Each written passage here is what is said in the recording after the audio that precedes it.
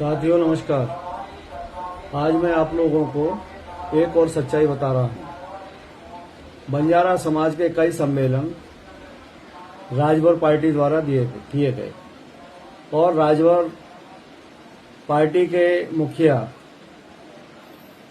आदरणीय श्री ओम प्रकाश राजभर जी ने बंजारा समाज को आश्वस्त किया है कि मैं आपको अनुसूचित जनजाति का दर्जा दिलाऊंगा। उसके लिए उन्होंने विधानसभा में भी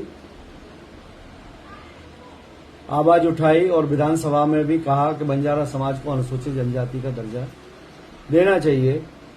तो मैं इस संदर्भ में समाज के लोग जो एक मुख होकर के जो राजभर पार्टी से जुड़ रहे हैं उनको मैं अवगत करा देना चाहता हूं कि साथियों, विधानसभा में क्वेश्चन करने से, आवाज उठाने से और समाज के सम्मेलनों में बोलने से कोई भी समाज अनुसूचित जाति में, जनजाति में नहीं होता।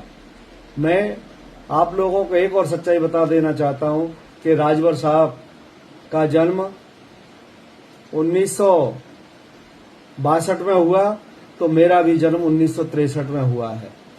मैं कॉलेज टाइम से 1986 से बंजारा समाज को अनुसूचित जनजाति में लाने के लिए मथुरा से दिल्ली तक पैदल पदयात्रा की थी और स्वर्गीय राजीव गांधी जो प्रधानमंत्री थे उनको हमने ज्योति प्रदान की थी। उन्होंने भी आश्वस्त किया था कि बंजारा समाज को हम आरक्षण दिलाएंगे, मगर वो नहीं दिला सके।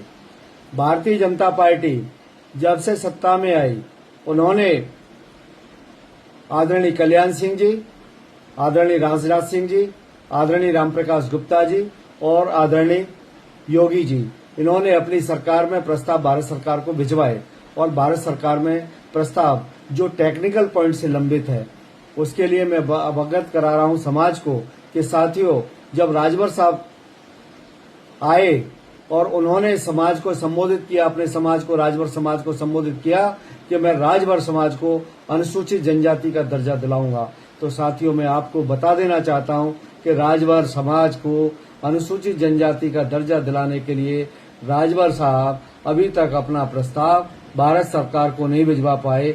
तो वो क्या अपने समाज की भलाई करेंगे और क्या वो राजभर समाज को अनुसूचित जनजाति का दर्जा दिलाएंगे। उन्होंने बस पार्टियों से सामंजस्य कर और वो अपना राजनीतिक स्वार्थ साधने लगे और इसी प्रकार से बंजारा समाज को उन्होंने साधने की कोशिश की है। राजभर समाज जब एसटी में नहीं आ सका तो वो बंजारा समाज को कैसे दिलाएंगे। साथियों, इसलिए बंजारा समाज की एकता को उन्होंने तोड़ा है और बंजारा समाज को विमुख किया है। और जब वो राजभर समाज का या राजभर पार्टी का कार्यक्रम करते हैं, बंजारा समाज के सम्मेलन में आते हैं और उनको बरगराते हैं, कहते हैं कि मैं आपको आवास दिला रहा हूं। आवास माननीय राजभर समाज ने नहीं दिलाए। ये आवास जो मिले हैं बंजारा समाज को, वो आवास मेरे कहने पर हमारे आदरणीय श्री केशव प्रसाद मौर्य जी उप मुख्यमंत्री उत्तर प्रदेश हैं, उन्होंने गाइडलाइंस में वो व्यवस्था करके उसमें डाला है। तो जब जब आवास आएंगे, जब जब बंजारा समाज के आवास बनेंगे, उसमें कोई भी दो मतलब वो नहीं होगा और जो भी आवास बने उन सबके आवास बनेंगे। किसी के कहने से आवास नहीं बन रहे, कोई भी राजभर साहब आवास लेके नहीं आए। इसलिए साथियों, मैं समाज के युवाओं को कह देना चाहता हूं कि चंद लालच में आप लोग जो दलाली के रूप में जो कुछ लोग दलाली कर रहे हैं, दलाल बन करके घूम रहे हैं, उससे समाज का भला होने वाला नहीं। व्यक्ति विशेष का भला हो सकता है लेकिन समाज का भला नहीं हो सकता। इसलिए मैं समाज को पुनः युवाओं को कहना चाहता हूं, संगठित होइए और समाज के लिए आरक्षण का काम कीजिए। आपका बहुत बड़ा काम होकर के भारत सरकार में लंबित है और भारत सरकार में लंबित है, इसलिए भारत सरकार कैसे उसको प्रस्ताव को पास करे, उसके लिए योजनाएं बनाइए। उसके लिए क्या हो सकता है, उसके लिए प्रयास कीजिए।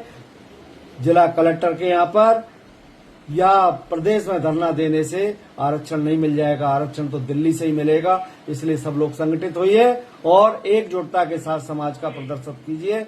मैं आपका आभारी रहूंगा। बहुत बहुत धन्यवाद।